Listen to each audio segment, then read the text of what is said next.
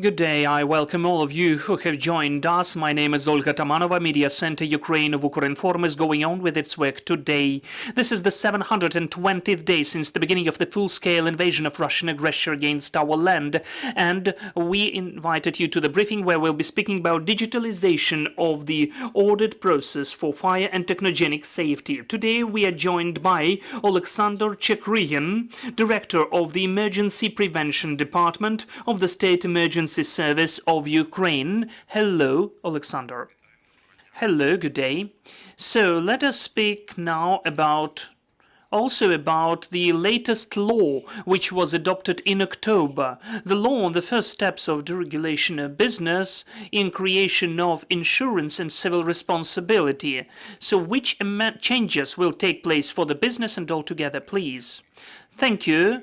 I would like to tell you that today we'll be speaking about the digitalization of some of the processes of the registers which are presented by the State Emergency Service. But as you already mentioned, according to the law, I would like to speak in a nutshell what the audit is. This is the new notion which will be implemented in our country and will have additional mechanisms to increase fire safety among the economic entities. So yes, you were right to say that the law was adopted in October, so this process for the full audit to be working, including the registers to be the final point for this audit to take place, our State Emergency Service has provided a huge work. That is, two decrees of the Cabinet of Ministers adopted, 4 decrees of the Ministry of Internal Affairs, which were registered in the Ministry of Justice, and 2 decrees of the State Emergency Service. So we created the whole algorithm, the procedure, how this audit should work, what the business entities should do, how to become an auditor, which criteria exist for the organizations, and step by step we described that in this or that law and bylaw, this decree or regulation. So, what of the key points this law gives us and all the bylaws which I just mentioned? The most important is the increase of the period between the planned checks of the business in case of audit and providing of the contractor voluntary insurance to the State Emergency Service. When this period is longer, we can see the decrease of number of planned checks of the enterprises implementing the mechanism of the audit. So I consider that one of the most important points is to strengthen guarantees of the reimbursement of losses to the people affected in case of the violation of the requirements of fire safety by the business. This is how, as if it is the vehicles insurance works. The same principle was about our insurance of objects for the third party in case of the emergency or fire. They could get the reimbursement of these losses. The main issue I'd like to emphasize now that the audit is the voluntary form according to which the business entity is getting to, and according to the outcomes of the audit, we do not have any responsibility from the state as any fine or fee or take into administrative liability or disciplinary liability, because as of today, when we are asked whether we can get there according to the statement or application of the business entity, we can do that. We can provide a consultation, but it will look as the check. But any unplanned violation, if we can see any violation during the unscheduled check, we need to provide any of the administrative impact. So this is the detail. When the person asks himself or herself to provide the control, we have to even have some of the disciplinary measures taken. So the audit does not lead to any administrative responsibility. Let us move in a nutshell to the process of digitalization itself. For almost a year, together with our colleagues, we were working on the registers, and we were trying to make them as simple as possible, both for the business entities and organizations and auditors who would like to conduct this kind of work. That is why at our website of the State Emergency Service we have the public portal, and with the help of id.gov.ua we go and register there, and we select this service.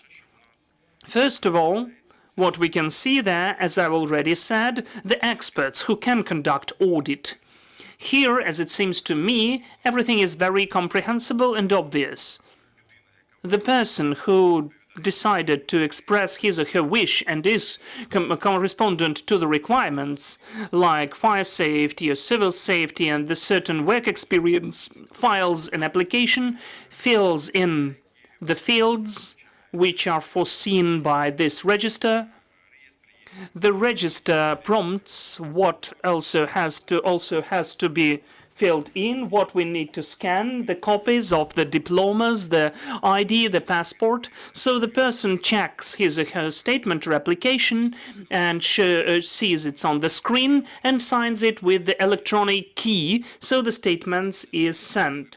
The less important process is whatever is taking place in the e-cabinet for the person can be found in the email, which we can see there. So the statement, the application is taken, whether it is refused or registered. So whatever is happening in the register can be followed online when the person is at home. But when the application or the statement is already being processed, he or she gets the notification that you need to get to the State Emergency Service Department to pass the test for an auditor. The person comes, arrives, and then we get to digitalization process again. So the tests are passed, as we did with Ukrainian language, online with the help of the computer in the predefined premises. So when the test is passed, the certificate is issued. The certificate is being uploaded to the register, and in this register, he or she and the business entity who are seeking for experts and organizations can see a certain list of these experts. If they need such a certificate, they can download it and print it out to add it somewhere or to provide it. And what's also important, we had the question how the person can come without knowing the questions, how to train. We foresaw it, so at our website we have the test questions where you can at least understand which topics are being tested and to have a trial test to understand whether he or she is ready or not, because we have foreseen the certain gradation. If the person cannot pass the test because, for instance, the documents were not filled or some of the documents were not attached, the next time these documents can be attached in a month. If everything is registered properly and the test has been passed or began to pass the test, this threshold then is half a year. So the next test can be passed in half a year for people to be trained. So as we understand that these experts are super important and they will bear responsibility on the state of the objects which we are given for the audit. And for the State Emergency Service, fire safety is the most important and the most relevant. Everybody saw it under the conditions of war, that a safety and security component is super important, and fire safety is one of the components of the security for all of our country. Let me come back to the register. After the person has passed the test, he or she, let me repeat, has the certificate in the register. It is easier even with the organization. Without any test, the organization is submitting the application, fills in all the fields, and the only point is that the organization cannot submit the documents before the audits, the experts who conduct this audit. So we have created this synergy between two registers. When the organization is submitting it, it can select the experts who have had this attestation, who had certain labor or job contracts, and to add and to upload the necessary number of experts. When I say necessary number of experts, I mean that depending on the wish of the organization, whether they would like to have the audit of the people with high, medium, or low risks, depending on that, they need different criteria and different number of experts. Here we made it as simple as possible. Entering this register, you can look at all the auditors. In the same way, the organization sees all of that online, and when they submit everything properly, they are processing this mechanism, and again the certificate is in the register. So finally we have two registers: the register of the auditors the experts who can conduct an audit, and the register of organizations. The organizations can also see whatever is taking place online, and they can follow the stage of their application. Out of the main points about the audit and about the register, which product do we have in the end of the day? The organization is conducting the audit, and according to this audit, it is creating a certain act. As the State Emergency Service has the planned or unscheduled check, here we see this act as well. According to this act, we involve the Institute of Insurance. They are awarding certain contracts with them, and they award the insurance contract as well. So further on, to simplify the process, the insurers are providing this contract of insurance to the State Emergency Service. We thought on that as well, how this process can be simpler as well, to digitalize it as much as possible, and the insurance contract is sent by real post, and it can be lost. So we have another register, the register of the contracts of the responsibility insurance. It's very simple. There are two applications submitted for the same object. The program checks itself for that it is the same object with the similar data, with the similar space and square meters. The system corresponds to that, and it adds it to the register of insurance. So we have the third register, the register of the contracts of insurance, and according to these registers we exclude the planned checks and controls by the departments of the State Emergency Service. As of today, so far, as for the registers, that's it. But we have an objective. During this year, we should automatize this insurance contract and exclude from the integrated system all the business units. It shouldn't be manually. It should be done in a digital way. And when the subject, the object who is insured, is getting through the register, automatically it is excluded from the planned checks, or at least postponed. What do I mean postponed? As of today, this law is covering the business entities with the medium and low levels of risk.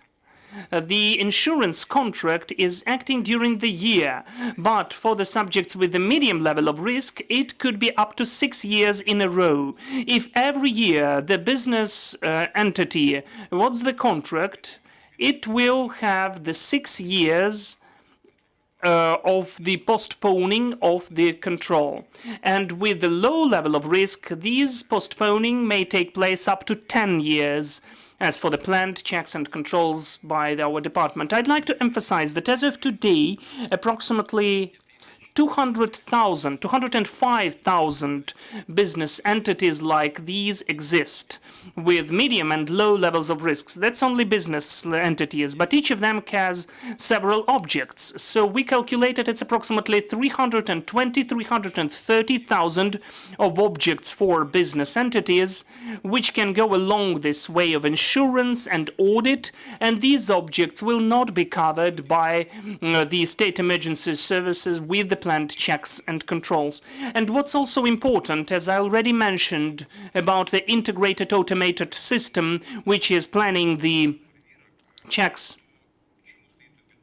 Why do we schedule the 15th of October? Up till the 15th of October, the State Emergency Service plans the checks for the next year. Not to get into this plan, you need to submit the contract of insurance till the 15th of October, and the program will automatically exclude you and will not plan the check for the next year. In this way, we are doing everything possible to simplify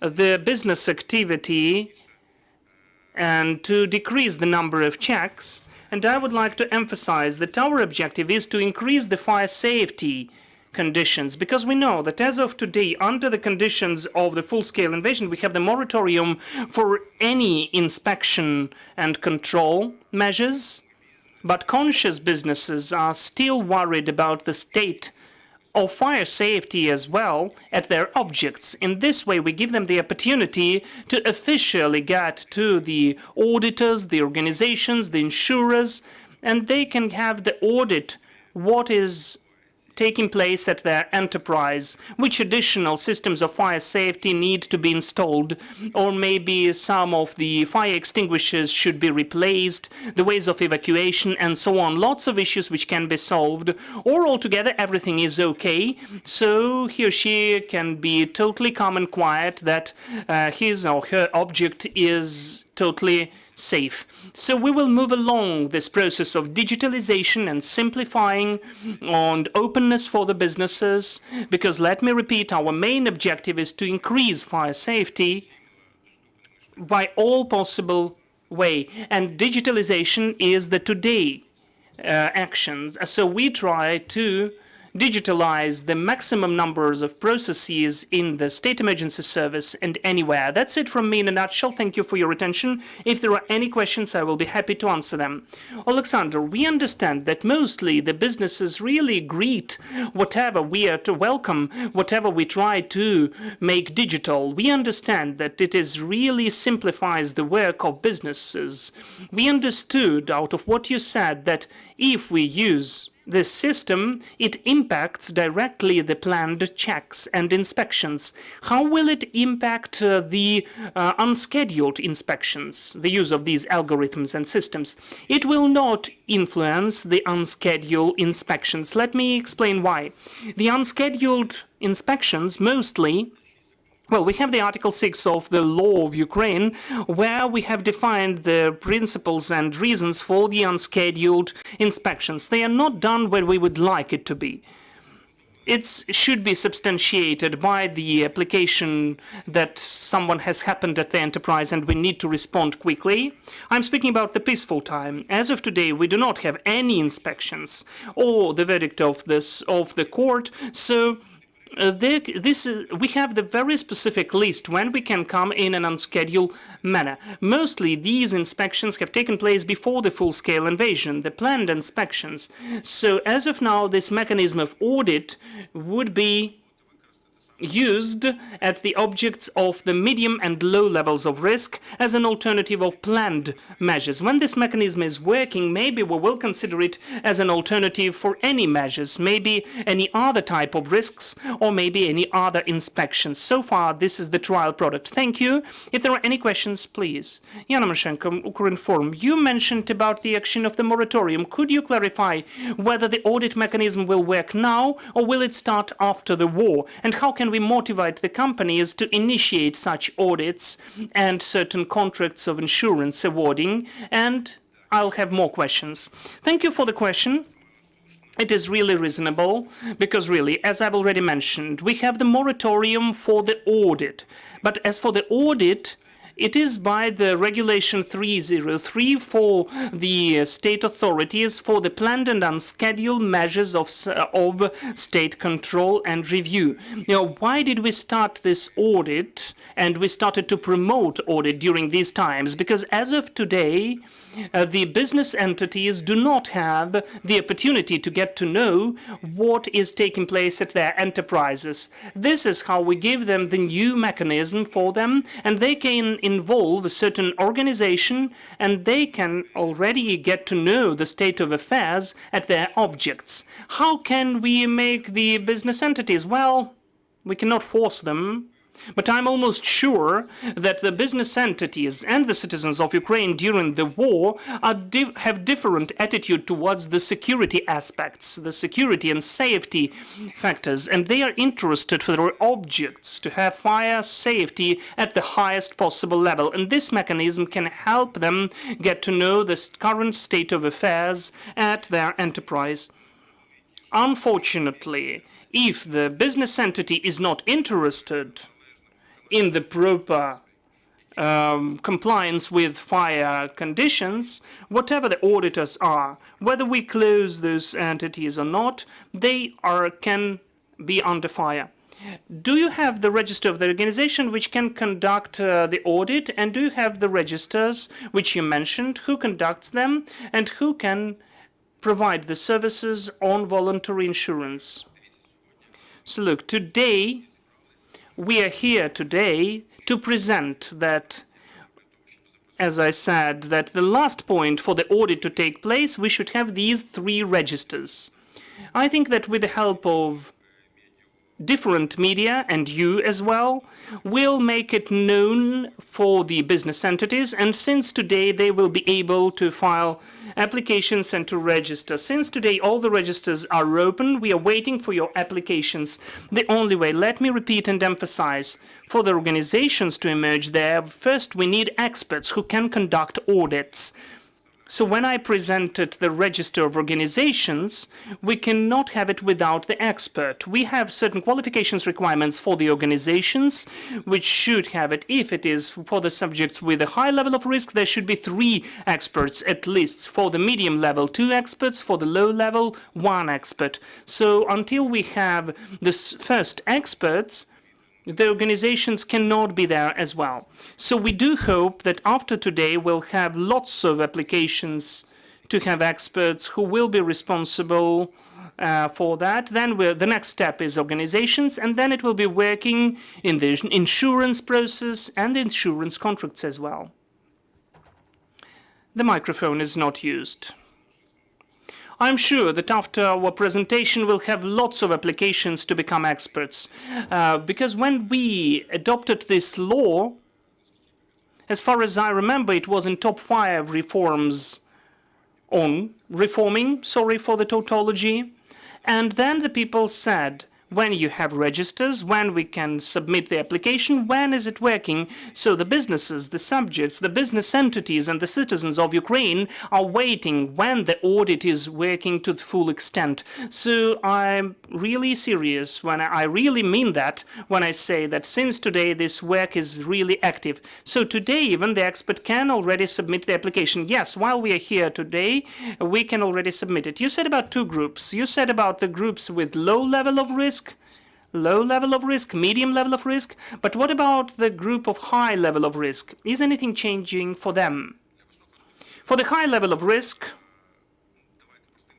in simple words, those are bigger enterprises, factories, plants, shopping malls. For them, something else can be changed. They also have this function to order an audit and to conduct the analysis of the state of affairs at the object. Let me repeat, today we have the moratorium, so they don't have those inspections, so they do not know, or at least they know the situation as not as of today. But when the moratorium is over, for the subjects with a high level of risk, they will have even better trained personnel for the inspection by the State Emergency Service employee. Thank you. That's a very interesting topic. I'm sure there will be lots of questions where the people can get to get answers.